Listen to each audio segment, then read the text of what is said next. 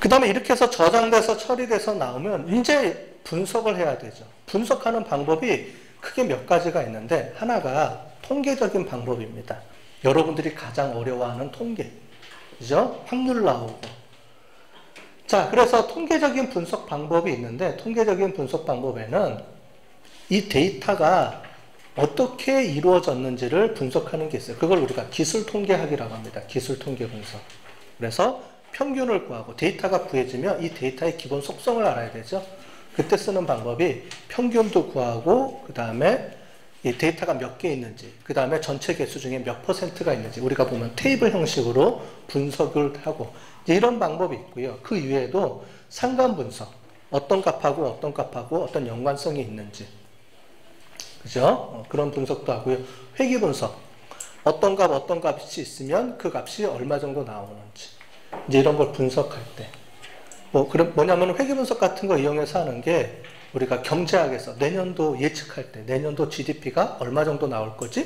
뭐 이런 거 예측하죠.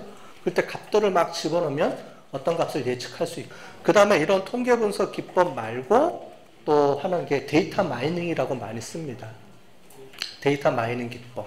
주로 예측하거나 분류하거나 군집하거나 패턴 분석하거나 시퀀싱 패턴 분석하는 거나 뭐 이런 내용들인데 이런 것들을 우리가 다음에 다시 한번 하나씩 다 배워볼 거니까 이런 게 있다라고 넘어가도록 하겠습니다. 이런 분석 기법들은 하나하나씩 다 예를 들어가면서 제가 다 해드릴 거예요.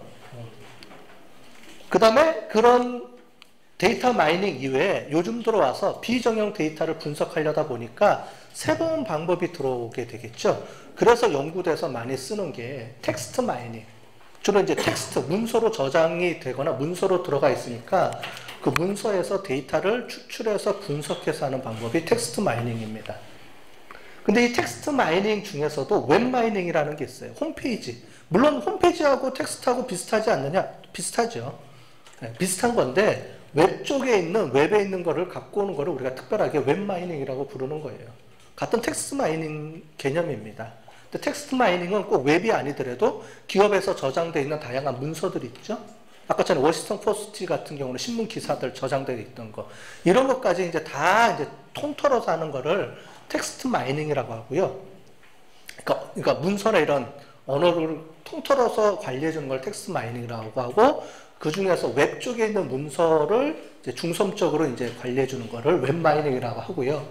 그 중에서도 이런 텍스트 데이터를 갖고 와서 그 사람이 어떤 의견을 갖고 있는지를 이렇게 좀 더 구체적인 목적을 가지고 분석하는 거를 오피니언 마이닝이라고 그래요. 아, 이 사람이 어떤 감정이 있지? 또 이 사람이 긍정적이냐 부정적이냐. 요즘 이제 지방선거철 있잖아요. 그러면 이제 그 사람들이 주로 하는 게 빅데이터 이제 분석가들을 통해 가지고 어떤 걸 하냐면 자기 페이스북이나 자기 이름 올라가 있던 뉴스 있잖아요. 거기서 내가 지금 긍정적인 반응이 많냐 부정적인 반응 이런 걸 지금 분석하고 있어요. 실제 정치인들이. 그걸 가지고 이제 자기가 어떻게 전략적으로 움직일지를 이제 고민하는 거죠. 그런 거 할 때 쓰는 게 이제 이런 오피니언 마이닝 또는 감정 분석 이런 게 있어요. 그렇게 하는 방법이 뭐고 그때 쓰는 툴들이 뭔지 이런 것들을 우리가 이제 앞으로 배워나갈 겁니다.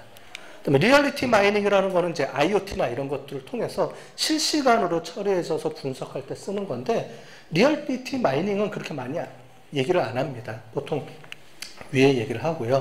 그 다음에 소셜 네트워크 분석. 내가 있으면 내 주변에 누구누구랑 어떻게 연결되는지 이제 정치인들 있으면 우리나라 정치력 영향력이 누가 제일 센가 연예인들 중에서 누구 파워가 가장 센가 이런 거 있죠. 연예인들 중에서 마당발이 누구냐 이런 얘기 있죠. 그럼 이제 그런 것들을 다 이렇게 점수를 매겨서 이렇게 하는 거예요. 그렇게 쓸 때 이제 소셜 네트워크 분석이라는 게 있습니다. 감성 분석은 뭐 얘기를 했고요. 근데 우리가 책을 통해서 보다 보면은 이렇게 나눠집니다. 뭐가 있냐면 통계가 있고요. 데이터 마이닝이라는 말도 쓰고요. 머신러닝 또는 인공지능 이런 말들을 막 섞어서 써요. 근데 그걸 좀 구분해 보면 이렇게 볼 수가 있겠습니다. 어떤 그런 알고리즘이 있겠죠. 어떤 분석을 하려고 그러면 데이터를 갖고 와서 뭔가를 막 돌리겠죠. 수학적으로 어떤 방법에 의해서 그렇게 돌리는 거를 개발하는 거. 즉 방법론을 이렇게 만들어내고 개발하고 하는 식으로 이제 측면에서 설명할 때는 우리가 통계 측면에서 얘기를 합니다. 확률 이론과 뭐 여러 가지 얘기들, 즉 수학적인 알고리즘, 확률 알고리즘 이런 걸 가지고 얘기할 때가 이제 스태티스틱스라고 얘기를 하고요. 이거를 기업에서 어떻게 적용할 것인지, 즉 데이터로부터 어떤 패턴을 추출해서 활용을 하느냐, 이 관점에서 보는 게 데이터 마이닝이고요. 그 다음에 그거를 스태티스틱한 방법론을 어떻게 적용해서 데이터로부터 어떻게 하면은 이런 그러니까 패턴을 잘 끄집어내고 기계 학습을 잘 시킬 것이냐에 대한 연구를 하는 거를 우리가 머신러닝이라고 그래요. 자, 그러면 머신러닝에서 쓰는 알고리즘하고 빅데이터 마이닝에서 쓰는 알고리즘하고 똑같습니다. 똑같아요. 방법론적으로 보면 거의 유사하고 똑같은 거를 이쪽에서도 쓰고 이쪽에서도 쓰는데, 머신러닝에서 쓸 때는 주로 방법론 개발, 이렇게 하면 어떻게 하면 데이터로부터 어떻게 잘 추출해서 뭔가를 만들어내는 그런 관점이고요. 이제 그거를 기업에서 어떻게 적용해서 데이터로부터 어떤 패턴을 도출해내서 잘 활용해서 써야 될 것이냐라는 관점에서 응용하는 한쪽을 우리가 데이터 마이닝이라고 그래요. 그럼 여러분들은 경영학이잖아요. 경영학 쪽에서 분석 관점에서 보면 데이터 마이닝일까요? 아니면 기계학습일까요? 데이터 마이닝 쪽이죠. 우리는 알고리즘이 중요한 게 아니고 알고리즘이 이걸 어떻게 잘 활용해서 어떤 패턴을 도출해서 경영에 어떻게 응용할 것인지에 대한 관점이잖아요.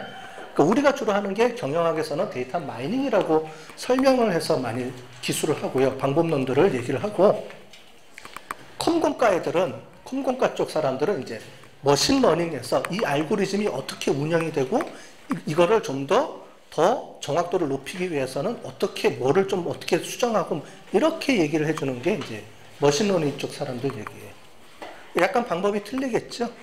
근데, 방법은 똑같아요. 그 안에 들어가는 알고리즘들은 거의 유사하거나 똑같은데, 어떻게 활용하는지에 대한 관점에서 목적을 가지고 하느냐에 따라서 이렇게 적용하는 방법은 경영학적인 접근은 데이터 마이닝. 그 다음에 이제 분석 관점에서, 알고리즘 관점에서 보는 게 머신러닝 관점. 이렇게 보시면 되겠습니다. 그래서 이렇게 나눠져 있어요. 머신러닝 관점에서 통계도 있고 컴퓨터 사이언스도 있고 뭐 이렇게 나와 있는데, 데이터 마이닝도 있고 이렇게 보시면 되겠습니다. 근데 우리가 얘기하는 인공지능이라는 게 있잖아요. 인공지능이 처음 나온 게 1950년도에 나온 거거든요. 거기서 튜닝이라는 말 들어보셨죠? 이미테이션. 우리 영화에 이미테이션 나와 있잖아요. 이미테이션 뭐죠? 이름이? 무슨 영화죠? 이미테이션 맞죠? 이미테이션 게임이었나? 이미테이션 게임. 거기 보면은 제2차 세계대전 때 독일의 암호를 하기 위해서 튜닝이라는 기계를 이제 만들잖아요. 암호 해독하는 거. 그 기계를 만든 사람이 컴퓨터가 어떻게 사람하고 똑같은지를 이제 하는 게임을 만들어요. 그게 튜닝이에요. 튜닝. 그래서 이 컴퓨터가 사람인지 컴퓨터인지를 우리가 인식할 수 있도록 만들어주는 게 있습니다. 이제 그때 썼던 게 이제 그때부터 나온 개념이 Artificial Neural Network라는 건데, 그거를 좀 더 한 게 머신러닝의 개념이라고 보시면 되고요. 그거를 좀 더 깊게 한 게 딥러닝이에요. 말하자면 얘는 사람의 머리처럼 뉴런을 가지고 만들자라는 게 이 개념이고, 얘를 이렇게 해서 좀 더 이제 더 깊게 들어간 거예요. 그리고 요즘은 인공지능이라는 말보다는 딥러닝이라는 말을 더 많이 쓰죠. 그래서 인공지능 하면 요즘은 딥러닝을 얘기를 하는 건데, 이렇게 생겼습니다. 이렇게 해서 이 동그라미가 전부 다 뭐냐면 사람의 뉴런, 뇌세포라고 보는 거예요. 사람의 뇌세포들을 이렇게 뇌가 수억 개의 뉴런으로 돌아가면서 서로 간에 뇌세포하고 전기 신호를 주고받으면서 인지도 하고 기억도 하고 판단도 하고 하는 것처럼, 컴퓨터도 이런 여러 가지 뉴런들을 만들어서 자기적으로 만들어서 그것 간에 뉴런하고 뉴런 간에 점수화를 시켜서 이제 이런 게 여러 가지 수학적 알고리즘을 만들어내는 거죠. 이제 그런 게 이제 수학자들이 하는 거고, 해서 더 정확하게 인식을 시켜주는 게 필요한 거죠. 그렇게 만들어내자는 게 이겁니다. 자, 이거 많이 봐. 이게 뭐냐면 필기체 인식하는 거예요. 자, 우리가 이제 글자 인식하는 거. 여러분들 핸드폰에도 필기체 인식하는 게 있죠, 기능이.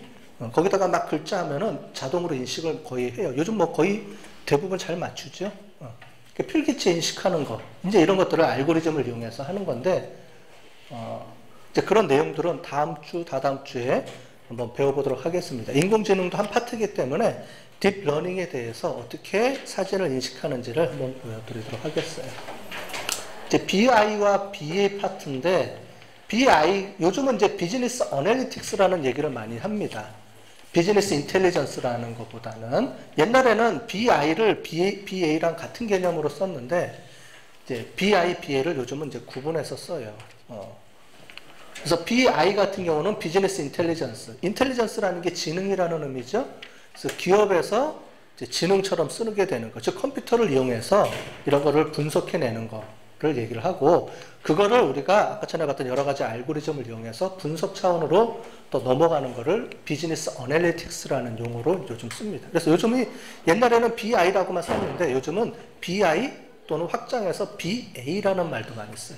그러니까 여러분들이 앞으로 많이 쓰는 말들이 뭐겠어요? 여러분들은 BA라는 말을 많이 쓸 거예요. 어널리틱스. 그래서 마케팅 어널리틱스. 자기가 있는 분야에서 이제 할 때 마케팅 쪽으로 많이 분석을 하고 싶은 사람들은 마케팅 어널리틱스. 이렇게 생산 오퍼레이션 어널리틱스. 이런 용어들을 이제 써가면서 분석 쪽에 이제 자기 전문성을 키워나가는 겁니다. 자, 이런 거를 하게 되는데, 요거고요. 밑에 보면은 데이터 사이언스 있죠? 자, 요거를 좀 구분하면 어떤 얘기냐면, 데이터 사이언스 쪽은 원 데이터에서 알고리즘 개발하는 쪽.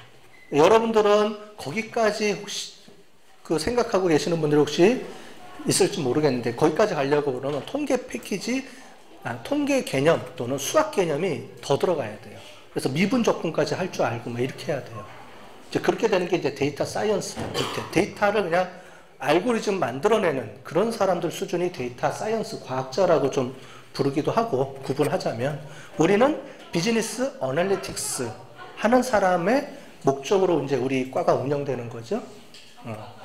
근데 나는 이 밑에 것까지 하고 싶다. 그런 사람들은 이제 더 공부해서 더 할 수도 있어요. 얘를 알게 되면 이제 더 공부하고 싶은 사람은 밑으로 갈 수 있겠죠. 그래서 BI, 데이터 사이언스 이렇게 인식을 하면 되고요.